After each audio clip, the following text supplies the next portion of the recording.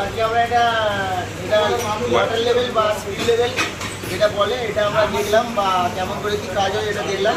তো এখানে তিনটে, এখানটা একটু ইয়ার আছে হালকা, এখানে মেজার করার দুটো পয়েন্ট আছে।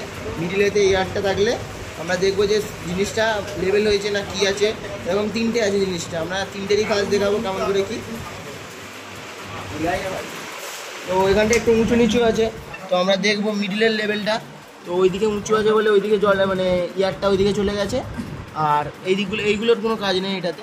যখন আমরা এরকম সোজা ধরবো তখন যদি আমরা বাঁকামুখি থাকে এই জিনিসটা, তো দেখতে পাচ্ছি জিনিসটা কি হচ্ছে। জলটা এখানে মিডিলে আছে, এই জিনিসটি সোজা আছে, সমতল আছে এরকম। আর এই জিনিসটা আরে মাপার জন্য, আরে কিছু জিনিস একটা থাকলে এরকম, তো এটা মাপার জন্য এটা লাগে।